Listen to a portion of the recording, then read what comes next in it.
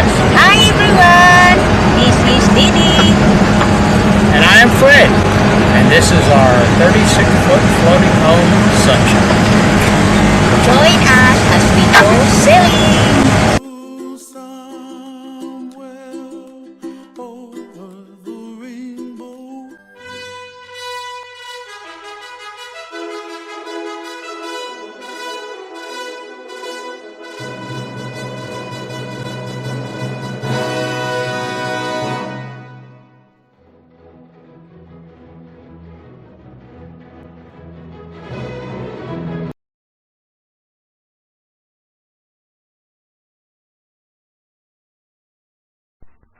Shipping, you say? What shipping could you possibly be talking about? Huh?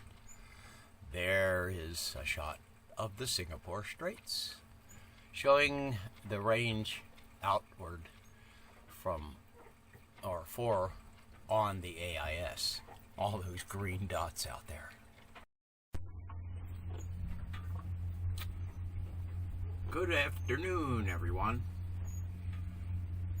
It's about 1:30 on Wednesday, the 28th of December, 2022. We're sitting at anchor now in the Western Entrance Channel that separates Singapore from Malaysia. Can go up this channel to the Causeway Bridge. It's not very far from here compared to the Eastern Channel. And the area right here where we're anchored have to be exercise some caution coming in because the dredged channel is over to our east. I'm looking, not the camera, but me personally, I'm looking south right now. And there's a big sand bank, I guess mud bank, the outflow from the river and that feed into the channels and flow out this way. But it's a good place to anchor, pretty easy to get to. Just read the depths off the chart. It stays pretty deep out near the entrance, 50 to 100 feet. But it slowly decreases down to around 60 feet. And you'll see a line on the chart that's gray that indicates this big shallow area. But it's not all that shallow. It's around 20, 25 feet until you get closer to the land. If you keep going north, then it gets quite shallow. So we're anchored in about 25 feet of water. It's fairly calm. There's a little bit of wind swell. And after the trials and difficulties of yesterday's passage, getting through the Singapore Straits, especially that one area where it's quite narrow and the current was running very strong. I'll show you my track here later on in this video. But there was a period of time that we got up, maybe an hour and a half before sunset. And at that point in the straits, they're quite narrow between the islands of Indonesia to the south and the islands off of Singapore Island, the main island, to the north. And I would estimate that the current was running at the strength, I don't know if it's a flood, I guess it was a flood, in the range of 4 knots. Well, with a 4-knot current, I was barely able to make headway, and we had a very difficult time with the wind, sometimes little squalls coming in from astern, and barely able to make enough headway to maintain steerage on the boat with that strong of a current. And we were going back and forth, north and south, with me trying to stay out of the main shipping channel as much as possible. And this Singapore police boat came, and he started asking all kinds of questions. He wanted to board he demanded that I stop the boat. Well, I was only making about a half a knot, and if I'd taken the engine out of gear, I'd have started going backwards with no way to steer the boat at the speed of 3.5 or 4 knots with the current. So I wasn't about to do that. And he was asking me where I was coming from and all kinds of other stuff. And it was very difficult communicating because he's trying to shout, and I'm sitting here in the boat in the cockpit with the motor running.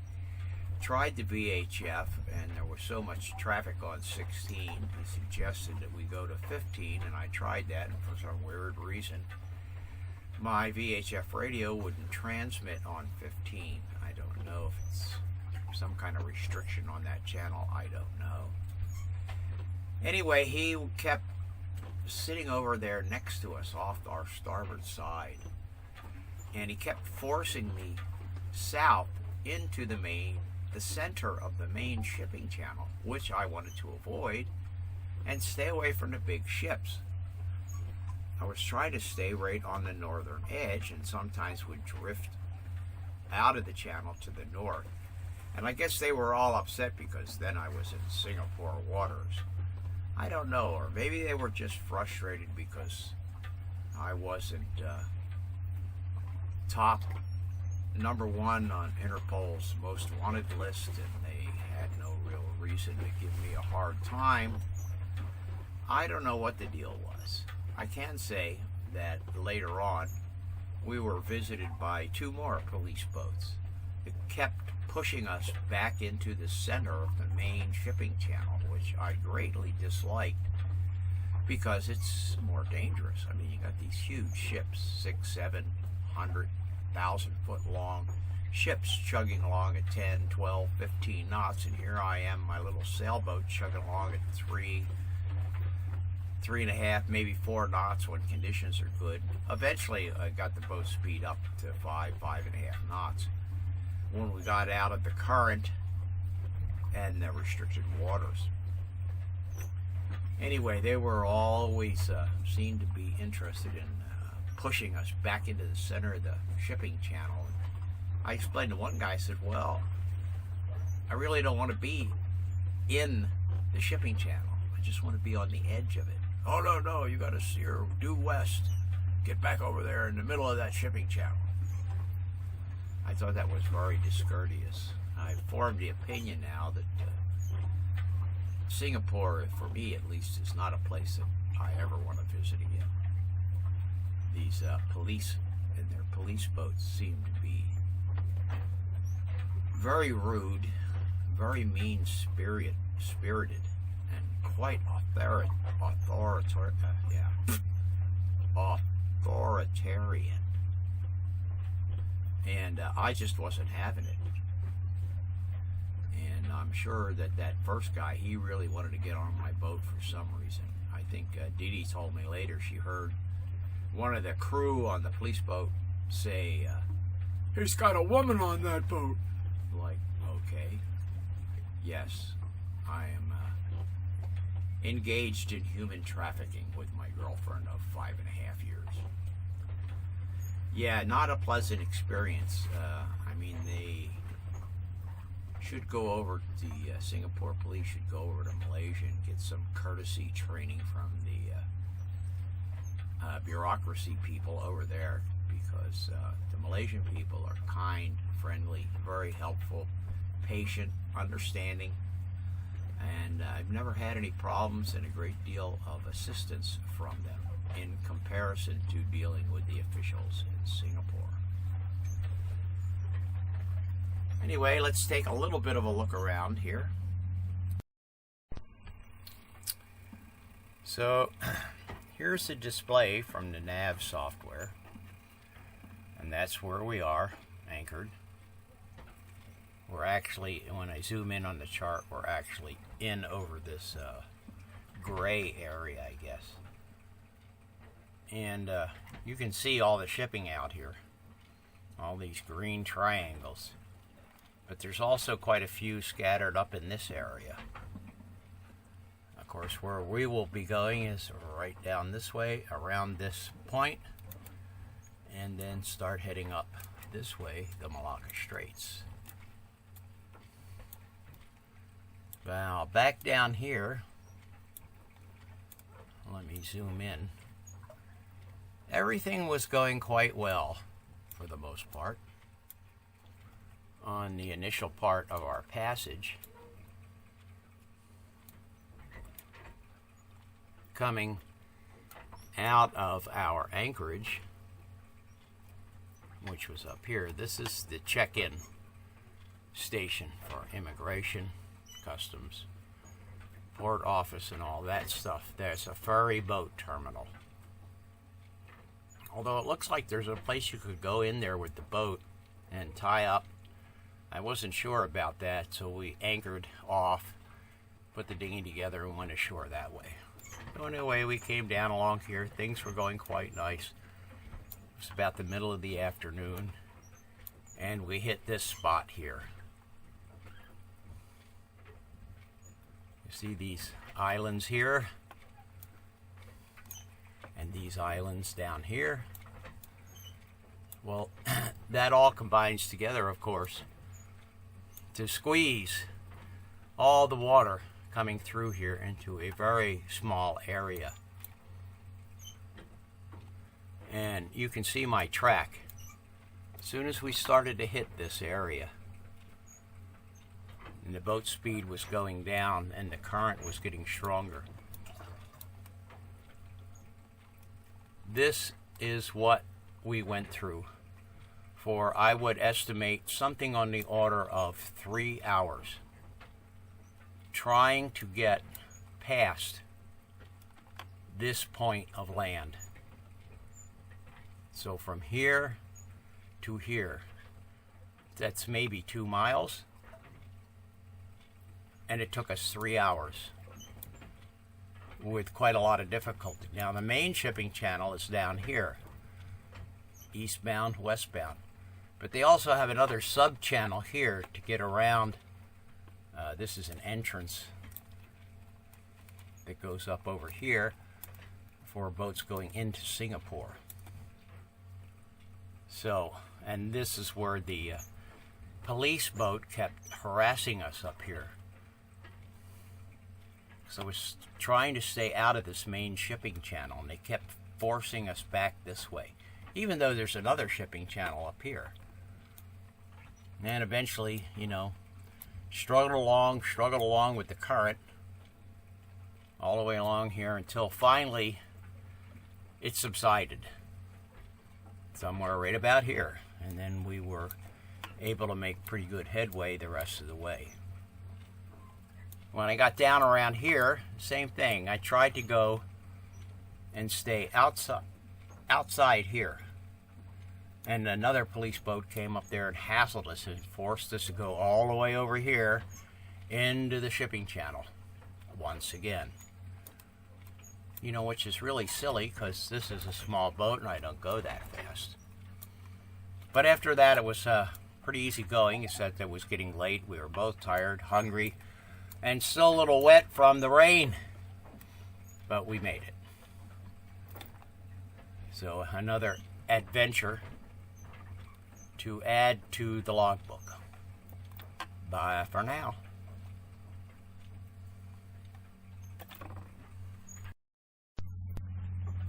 Here I am looking south. So this is about the end of the Singapore Straits, because over that way is the end of the peninsula. I don't know if you'll be able to see it very well. Of Malaysia. So once you reach there, actually almost due south of here is where the Singapore Straits ends. Reach that peninsula and turn to the right, heading about north-northwest, or maybe a little closer to due north. That begins the Malacca Straits. And it's a nice gentle breeze today. It's blowing maybe 8 knots, which would make it pretty good for going up that beginning part of the straits.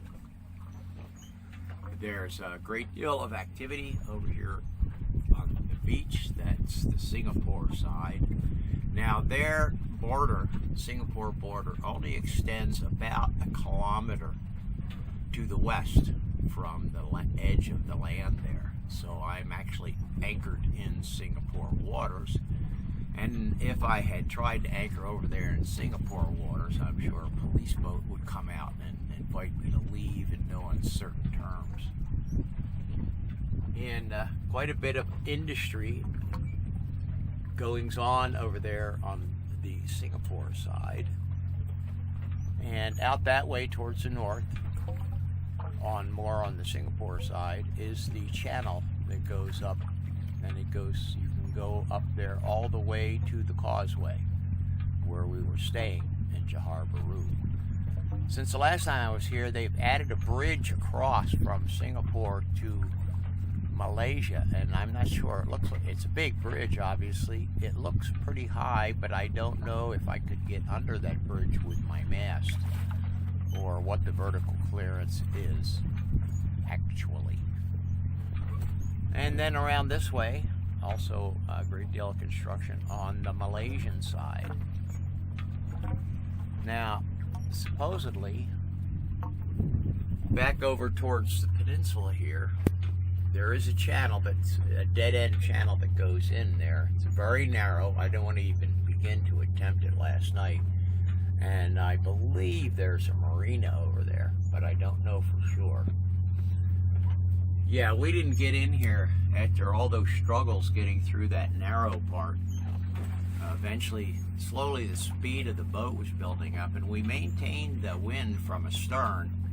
I had the double reef main up, no head sails, because I didn't, with all the problems we were having making headway, I didn't want to struggle with trying to handle any head sails.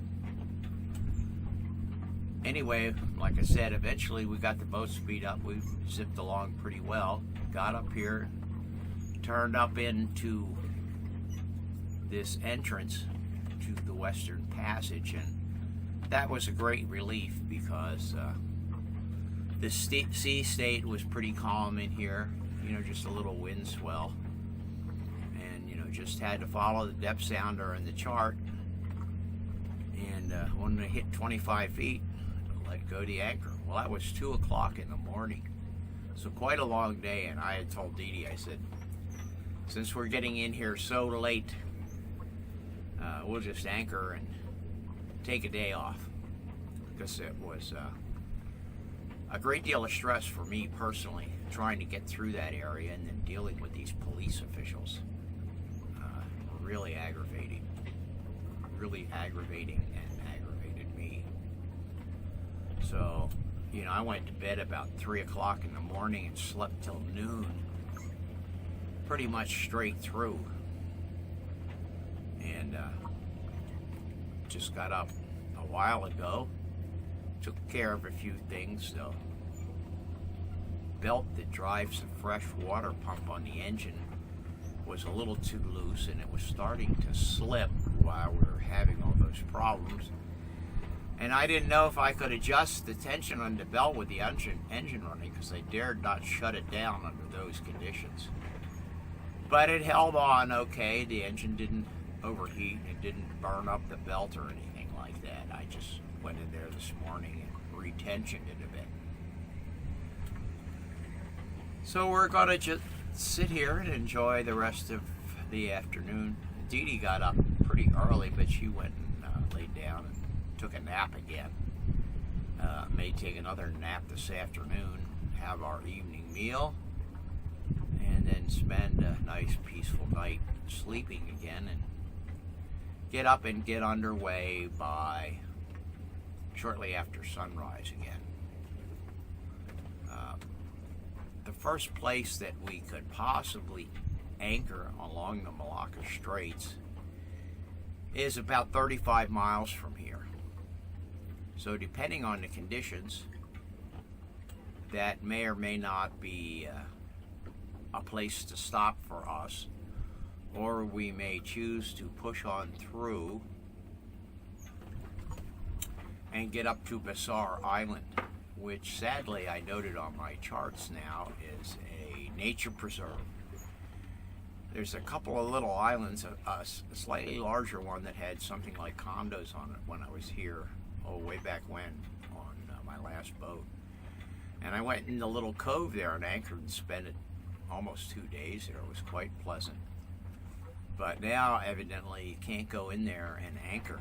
There is, right next to it to the east, what looks like a good place to anchor along the beach. So we may stop there it would take us from here, it's about 100 miles, so about a day to get there. So we might stop there for a day and then get underway again, heading up towards Pancor, which is about 260 miles from here.